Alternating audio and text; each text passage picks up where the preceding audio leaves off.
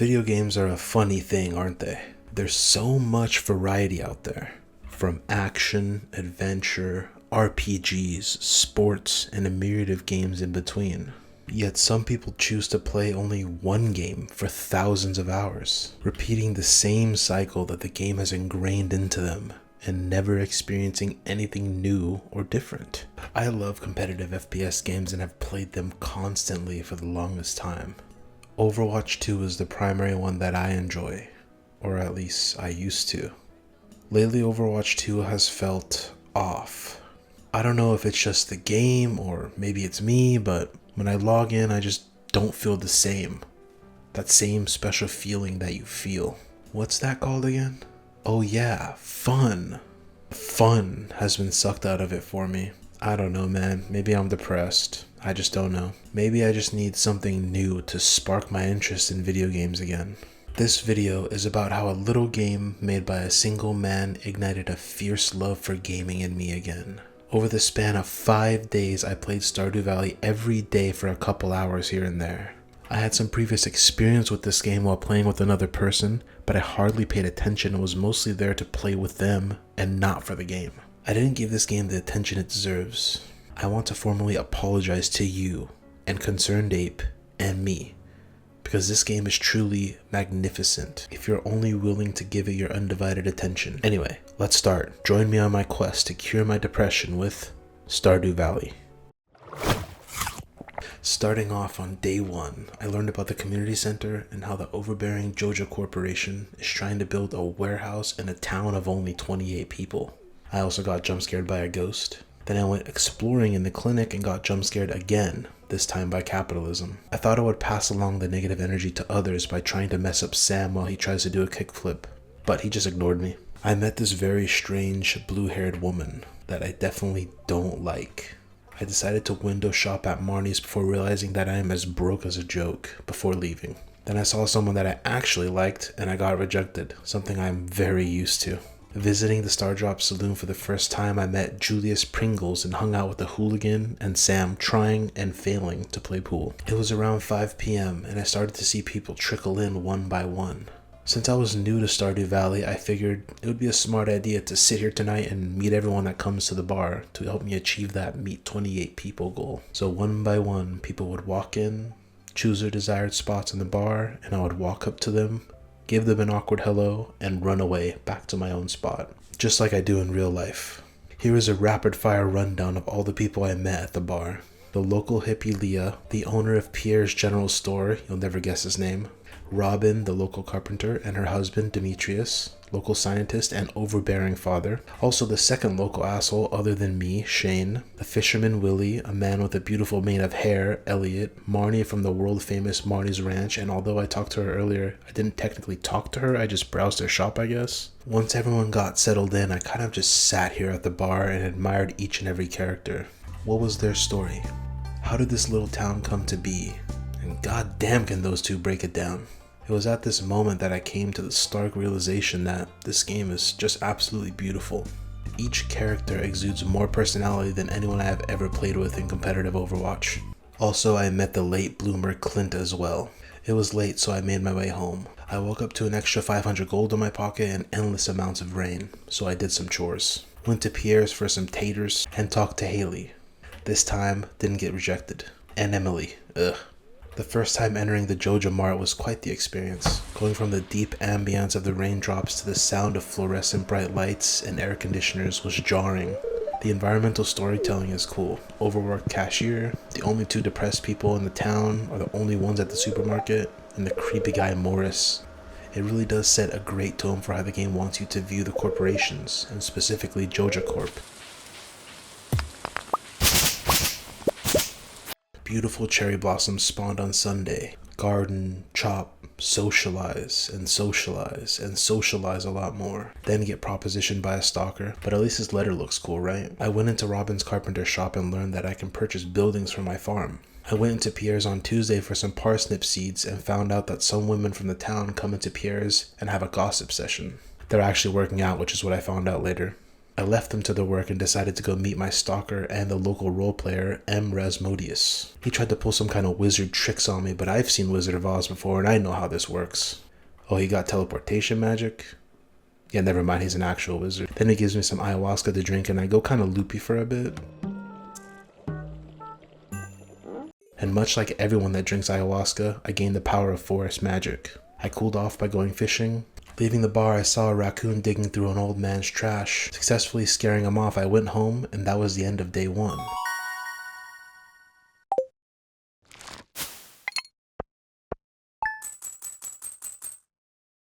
Alright, so day 2 I went to visit Haley, and Alex insulted me, and then when confronted on it, he pussied out. During my night walk through the town, I saw some bubbles in the water and found out what a frenzy is. Well, I slept the night and came back and realized I had fun fishing before, so I fished a bit. A primary reason why this game helped cure my depression is because of the simple, consistent actions that you can perform every day that reward you. It's a nice sentiment for real life as well. Anyway, I get drive-by hit on by Jody and then I find my first bait in a chest while fishing. I was confused why I couldn't put it on my fishing pole, but later I realized I had to buy a new upgraded one. I went to the community center and started the spring foraging bundle, but was one-off lethal. I slept and ended day 11 and was convinced that I am now rich for making 1,235 gold. Well, I grabbed the dandelion and finished off the spring foraging bundle, netting me 30 free spring seeds. That's about all that happened on day 12, and when I rested, I got a level up in foraging and farming, netting me the ability to make sprinklers, which are useless on the type of farm I have. Ooh. But I did make some gold, so that's good. While contributing to some environmental damage on the planet, I saw a notification that the Egg Festival was happening, so I went over to check it out. I got jump scared by Shane smiling, and then perused Pierre's special inventory for this event. While talking to people at the festival, I learned that Pam decided to be devious this morning, but Leia seems to be enjoying it. I decided to take a silly picture for the boys in blue back home and then started the egg hunt. This was my first egg hunt, so you know I'm gonna go crazy, all guns blazing. Move aside, Vincent and Jas, I'm gonna win this. I used expert speedrunning tactics in order to get every egg possible and easily won. What? Abigail won. No! After that crushing defeat, I needed some retail therapy, so I spent my hard-earned cash on a much-needed backpack upgrade. And I was clearing out washed up Amazon boxes from my farm when I saw 2 children playing in the sewer. It's now day 16 and I decided to visit the mine briefly and for the first time, meeting Marlin along the way and getting a Zelda reference thrown at my face. Going down into mines, I faced slimes, bugs, and the hardest enemy in the game, boulders of varying colors. After that, I wanted to go buy something at Pierre's shop, but instead I got secondhand embarrassed for the guy. Feeling bad for him, I spent 3,000 gold on cauliflower seeds. And since I had 1 billion wood on me, I fixed the bridge on the beach and then collected some well-earned rewards. This game really humbled me many times, making me realize that my attention span is just absolutely cooked from social media. Slowly but surely though, it led me back to a healthier place. I went back into the mines because I wanted to get to floor 10 and get some stylish new boots, which I did. After my foray into the mines, I decided to talk to Mayor Lewis about the prize tickets and figured I would return to my old stomping ground, the Star Drop Saloon, and they just wouldn't let me leave.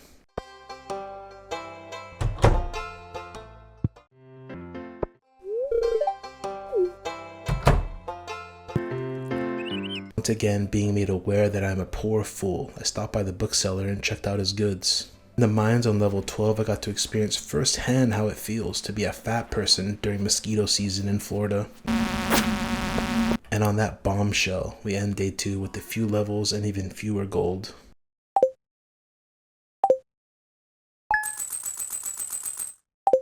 Walking past Pierre's, I spotted a help wanted posting. In this case, it was my first opportunity to gain a prize ticket. I was pretty excited to see what prize I would get, so I went straight over to the mines, got that ore for Clint.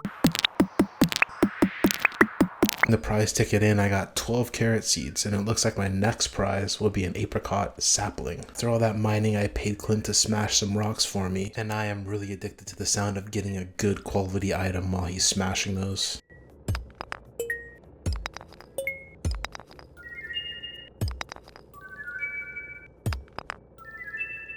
That little shimmering sound is great. After that, I got a large collection of items to donate to Gunther at the museum, so I went and did that. surprised to find out that I actually got rewarded for donating to this museum. I got 9 cauliflower seeds for free. I wanted to fish a bit more, so while I was fishing near Leia's house, I spotted Haley going out and taking pictures. It was the first time I learned about her obsession with photography. I fished for the rest of the day, and then on day 23, my copper watering can was ready. After slaying some slimes, I became a member of the Adventurers Guild, so I went over to check them out. I just always have to spend money whenever I see a merchant, it seems like. Well, in this case, it was a genuine upgrade for my items. Also, for some reason, I trashed my old sword instead of selling it back. I don't know what's wrong with me. Day 24, and I got a chance to try out the new feature on my copper watering can. Ooh, cool. Then I was illuminated by the fact that I can't use sprinklers on sand. With that failure behind me, I decided to attend the flower dance, just buying the essentials. For the second time now, this lady has rejected me. After crying in the corner for being rejected, I woke up to 50 giga potatoes of hell fully grown. Since I enjoyed being treated poorly, I went back to Haley's house. I was smack dab in the middle of some family drama. This commotion made me realize that I like Emily a lot more than Haley. And throughout the rest of my time playing, I slowly shifted towards talking with her more. Ending day 3 with a level up to farming, I was able to choose a profession which I regret choosing, tiller. I also made 7,310 gold. A stark contrast from the 1,235 gold I made on day 2, where I thought I was rich. Forced yet again to touch grass, I exit my house. I am greeted by Demetrius, and he tells me that he can use the dark cave on my farm to make shrooms for me. I let him set that up and went fishing in the ocean for a while. Lo and behold, I found a legendary sword in the chest called Neptune's Glaive. Feeling on top of the world, I decided to throw away 750 gold. Our final day on spring wasn't too eventful. I bought the fiberglass fishing rod from Willie and now can finally use bait.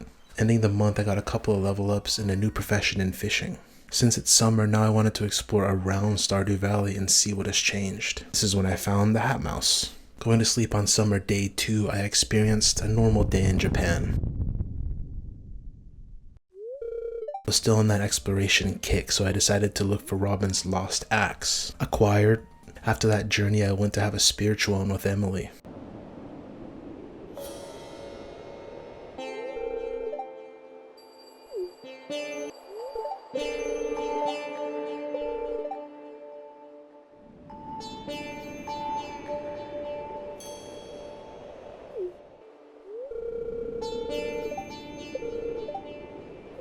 Mildly perturbed, I pressed on towards Robin's house to return her axe. My new shiny sword needed to be dirtied, so I went into the mines to give it a test drive.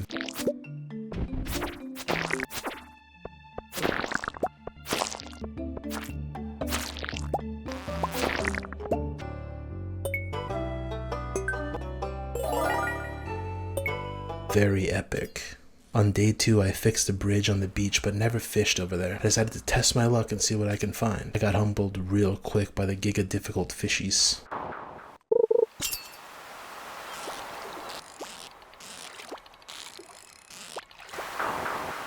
Day 5, we unlock mystery boxes in our world. Waking up and checking the mail, I get an advertisement from an adult toy salesman advertising his new rods. Strange, I thought I unsubscribed from that. Don't look now, but we got shrooms. This new area was unlocked and it has a bathhouse in it, so I went for an exploration. After finding evidence of Alex being in the closet, I went for a swim.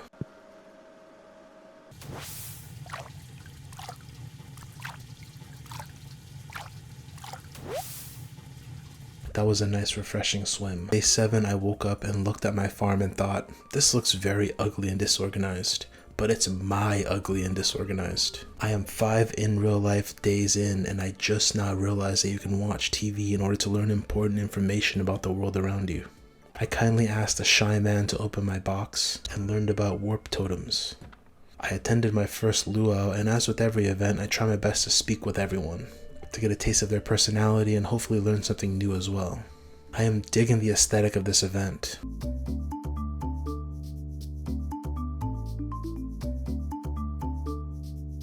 I put a grape in the soup for some reason.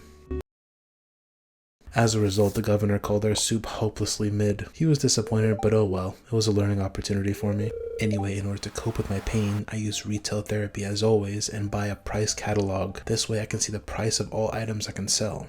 Now, I was confused as to how I learned the book, and although I'm sure it's incredibly obvious to you and now it is to me, my previous self and current self is mentally deficient. I got a little walk in and to clear my head and then figured it out eventually. I was trying my best to get these last seeds planted before the daytime, and like every workaholic, I was found passed out on my doorstep after a short 20-hour shift. Wandering over to the Star Drop Saloon, I talked to Julius Pringle and bought some recipes, only to get humbled later and find out that you can learn recipes from the Queen of Sauce TV show.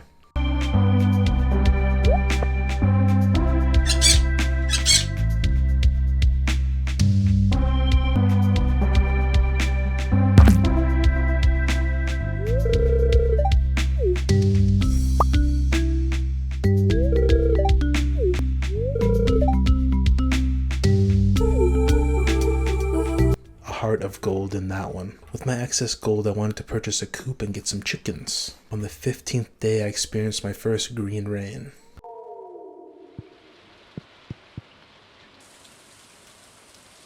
Well, according to this letter, everyone is holed up in the saloon, so I might go there and see what's going on. But first I had to cut down all of this grass. And what's this? Moss.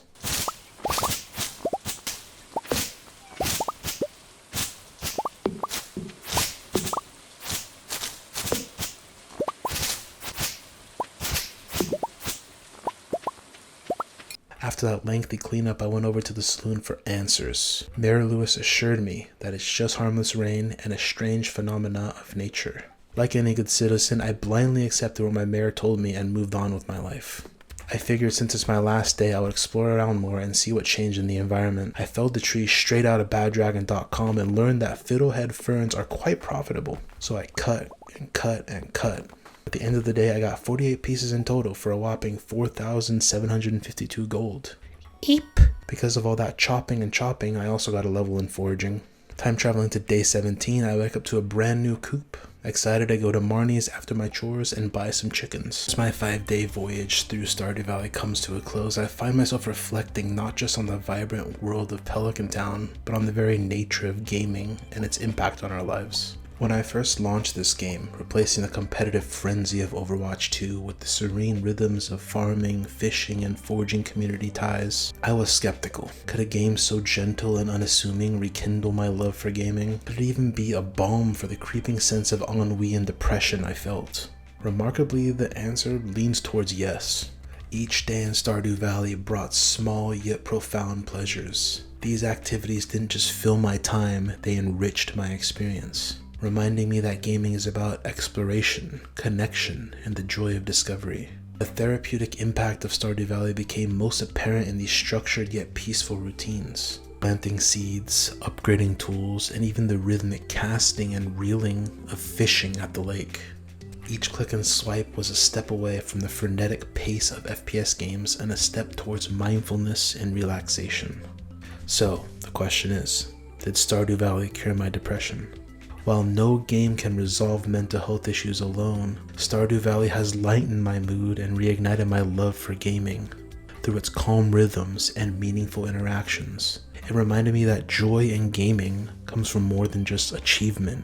It comes from the journey itself. In conclusion, Stardew Valley has been more than just a game for me. It's been a gentle reminder of what I value most in gaming: stories, growth, and community.